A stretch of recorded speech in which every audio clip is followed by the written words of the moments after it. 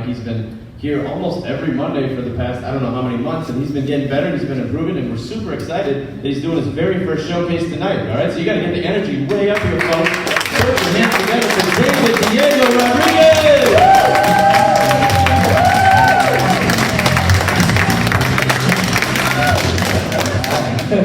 Yeah, thank you.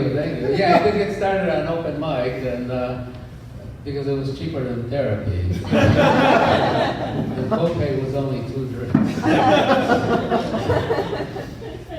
Okay, yeah. So, good evening, Comedy Shrine. I think that's how it's supposed to start. Right? My name is David Diego Rodriguez, but my stage name is David Diego Rodriguez. And I may not have a lot of money, but I have 3 names. Yeah.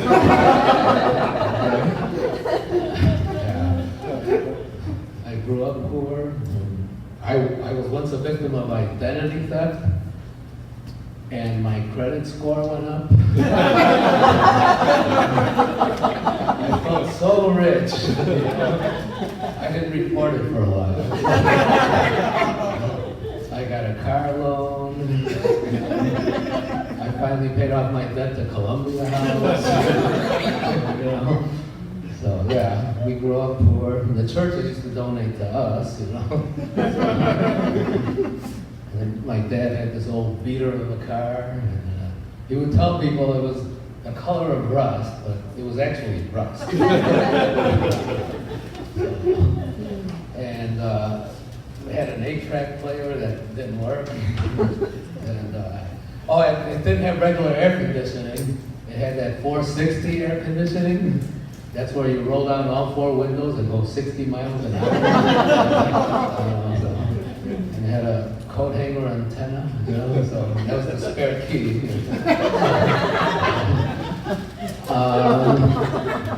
We always wanted to go to the amusement park, but we couldn't afford it, so my dad said it was the amusement park, but he would drive us through the car wash. You know, and he said it was the tidal wave. Right? And the seal on the windows was so leaky, we'd come out of the other end soaking wet. So it was very realistic. We'd be like, yay, tidal wave! Yeah. So I'm very happy to be here. Yeah. I know others are happy to be here too, right? So, no, because I'm married with children. So I enjoy being able to speak for 5 minutes uninterrupted. Yeah. I know when not to speak at home, you know, so I would have been perfect for that movie, A Quiet Place. So, yeah. Nobody listens to me at home, so I got an Alexa, you know, so, and I have one in every room now. So, the other day I said, hey Alexa, play some coffee house music. And she said, regular or decaf? And then my wife comes running in and she says, oh, I hear you talking to your girlfriend.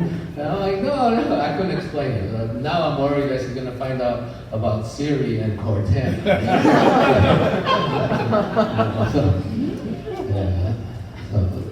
My coffee maker broke, and I asked Alexa, I said, it'll take 48 hours to get delivered, right? So I was like, no, that's too long, I need my coffee, right? So I did some research, and I go to Walmart, right? But I mistakenly put on a blue polo shirt. So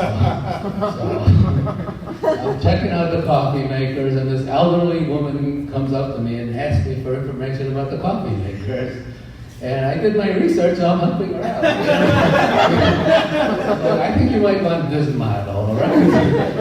And so she picks one out, I put it in her cart, and just then 2 Walmart employees come up to me, and I'm thinking, uh-oh, I'm in trouble now, you know?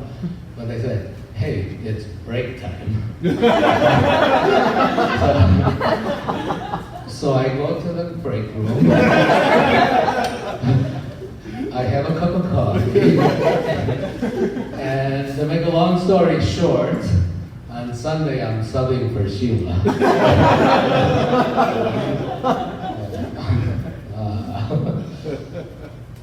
Yeah, so, but I once was offered a movie part.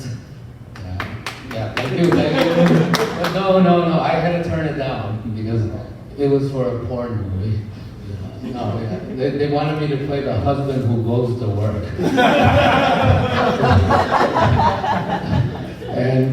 But it was a speaking part, so yeah, before I leave, I tell my wife, remember to let the plumber in. And boy, did she let the plumber in. and then she let the DoorDash guy in, and she let the Uber Eats guy in, and in fact, she let all three of them in at the same time. You know? And you got to check out this movie. It's called Thank You, Essential Workers.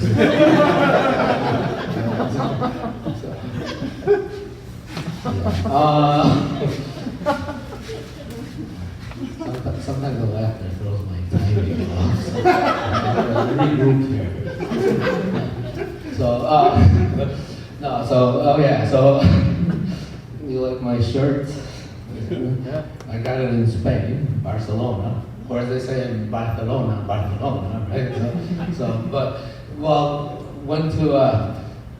I went to Spain, my luggage went to Mexico. And thank you, Aer Lingus, you know. I can just picture the baggage handler in Dublin, Ireland. Spain, Mexico, what's the difference? You know? And, so I had to buy new clothes in Barcelona. And I really liked it there because it was like, I'm walking around, everybody speaks Spanish, the signs are in Spanish. It felt like being in Chicago, you know? And then people are asking me, hey, where did you learn to speak Spanish? And I tell them, Chicago. You know, so, yeah. And, so my wife the other day says, buy some milk. I said, sure, I'll go to Speedway, buy some milk. She's like, no, we want organic milk. And go to Trader Joe's. So I said, while you're there, get some Himalayan salt and some bee pollen tablets. I'm like, yeah, okay. So, right? So I go there and I see some woman, and she's fondling the cucumber, right? And I'm looking at her hand, she's got this ring on her hand, and I can't tell what it is. It either looks like a flower or a towel. I can't tell, you know? And she catches me staring at it, and she says, I see you staring at my vagina ring. And I'm looking at it like, oh yeah, it kind of does look like a vagina. And I shouldn't have said anything, but I asked her, is that actual size?